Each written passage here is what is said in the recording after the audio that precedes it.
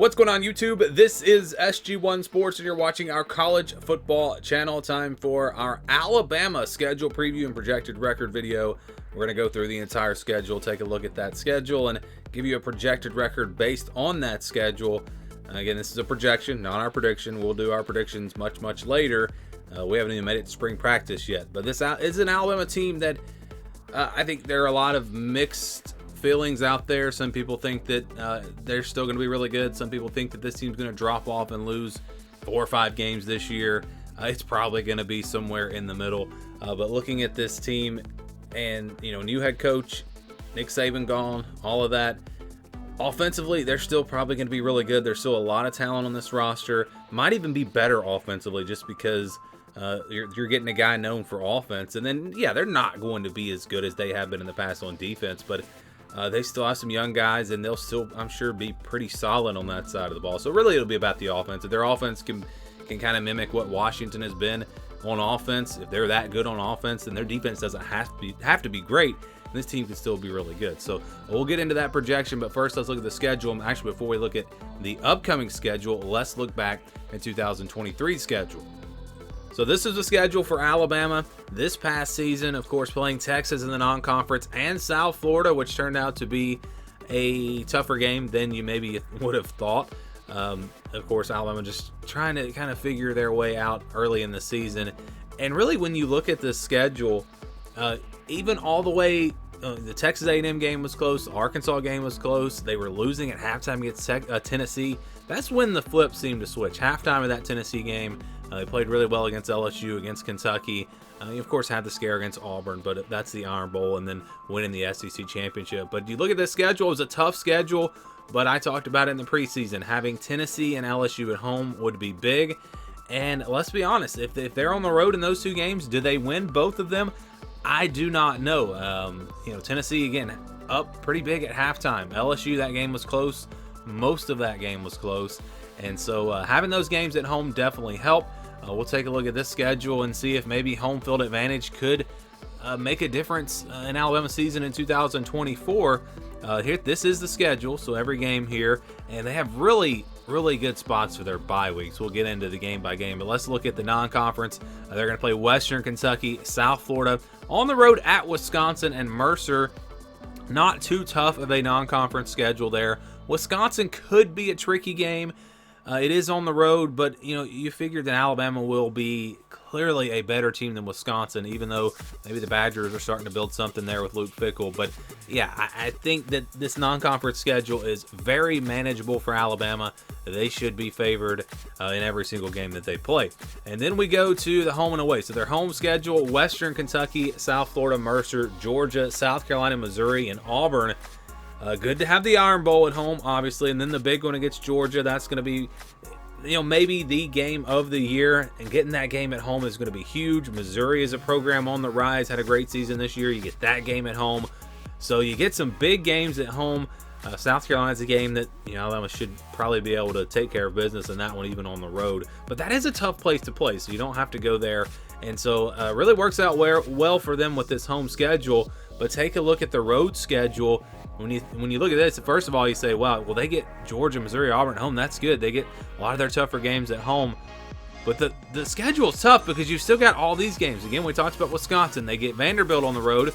That shouldn't be a problem. But then Tennessee, LSU, and Oklahoma. Those will be 3 tricky games on the road. And LSU and Oklahoma both come in late in the season. So a tough schedule overall when you just look at the teams. This is a really tough schedule, but I think the way that it sets up, it's not too bad. And let's get back to the full schedule here. So they'll get Western Kentucky first, then South Florida, then on the road at Wisconsin. After that road game, they get a bye week before playing Georgia. So that is a great spot for your first bye week. Remember, every team will get 2 byes in 2024. So you get a bye week before Georgia. Then you get Vanderbilt after that. So after a tough game, you get to kind of recover and play Vanderbilt. Should be a pretty easy win. South Carolina, I don't think it's going to be too tough, especially playing at home. And so you've got 2 easier games before a tough road game against Tennessee. Now that one, we'll see how good Tennessee is next season, but it's a rivalry game. They beat them a couple of years ago, last time in Knoxville. So that one will definitely be an emotional game, even if it's not too much of a challenge for Alabama. It'll be a big game. And then there's that tricky game after that against Missouri.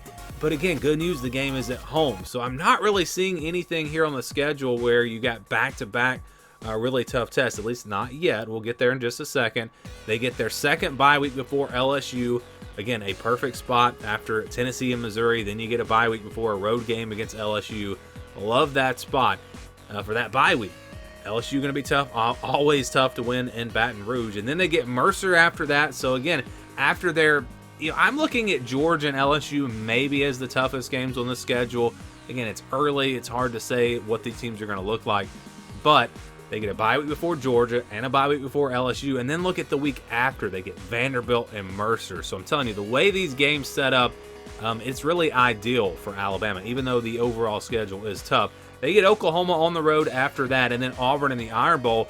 So back-to-back games, you're looking at two tough ones there, Oklahoma and Auburn. Good news is you get Auburn at home. Just like with Tennessee and Missouri back-to-back, road game, then a home game.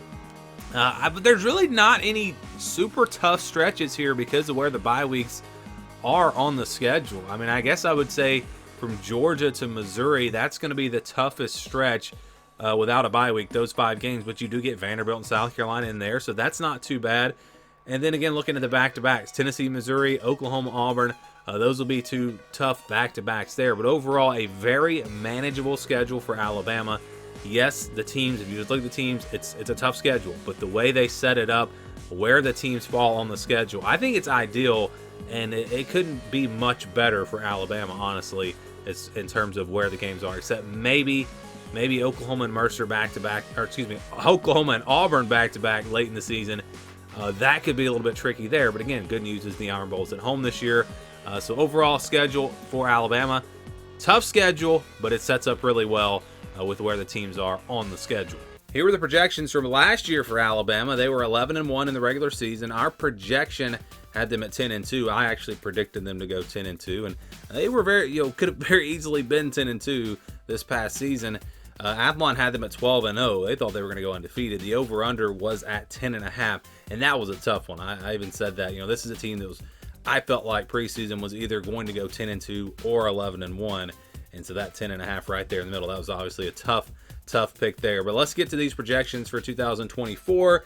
And again, this is not a prediction. This is not our official prediction. That will be coming much later, but this is simply a projection based off of the schedule and just kind of putting teams into different tiers and to get this projection. So this is, again, the schedule for 2024. This is the scale that we use. If it's a 50-50 game, it'll stay in the white. If it's less than 20 or over 80, those are games where I think that the spread's going to be double digits, or let's say even more than double digits. It's going to be almost a guaranteed win type game. 20-29, 71-80, those are games where I think it'll be double digits. The spread will be 10-14, maybe 17, kind of in that range. And then the yellow and the purple, those are games where I think the spread will be closer to a touchdown, 6, 7, 8, 9 points, kind of in that range. And that's just basically based off of, again, how good these teams were last year and kind of quickly assessing them and not going too deep into this. That's why these are not actually predictions. And really, it's just about how tough the schedule is. So we'll start with easy wins for Alabama. You've got Western Kentucky, you've got USF, Vanderbilt, South Carolina, Mercer. I think they're going to be favored by, definitely with Western Kentucky, South Florida, and Mercer, they'll be favored by 30 points in those games. Vandy, they'll be favored probably by 20-something. South Carolina is kind of on the edge. You put them in the blue or the green, really, that comes down to home field advantage. Being at home, that's going to be the difference in that game, and that's why I think Alabama probably will be favored by 18 points, something like that. Again, this is still going to be a good team. This is still going to be maybe even a tier 1 team, and that is where I put them. So if you're wondering, I had these different tiers that I used for this, and I did have them in tier 1. They could be a tier 2 team. Again, it's hard to say. It's tough to say right now, and we don't even know what the roster is going to look like at the end of the day. Still a lot of time for things to happen in the transfer portal and all that. So these are almost guaranteed wins, 5 of them. So you get off to a good start there with those 5, and then you get games. I have one in the 71 to 80% range. Just because it's a rivalry, I don't think Alabama is going to be favored by more than 10 to 14 points. You know, if this was not a rivalry game, if it was the Iron Bowl, and I was just looking at these two teams, this one might actually be in the green with South Carolina, especially because it's at home. But Iron Bowl, anything can happen, even in Tuscaloosa. I guess you never know. But yeah, we're going to go with this one in the blue. And then we go to the purple game, 61 to 70%. I've got Wisconsin and Missouri. I think Alabama will be about a touchdown favorite in both of these games. Wisconsin on the road, that'll be a tough one. And again, I don't think Alabama's going to be a huge favorite.